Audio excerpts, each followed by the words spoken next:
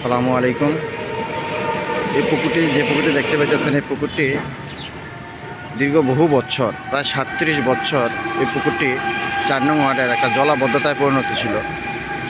আজ এই পুকুরটি খনন করে নতুন করে সংস্কার করা হয়েছে। পুকুরটি এখন দেখতে অনেক অনেক অনেক সুন্দর এবং মাছ চাষের সেরকম একটা উপযোগী হয়ে দাঁড়াইছে। ভিডিওটি ভালো লাগলে অবশ্যই একটা লাইক করে দিবেন এবং সাবস্ক্রাইব করে সাথে থাকবেন।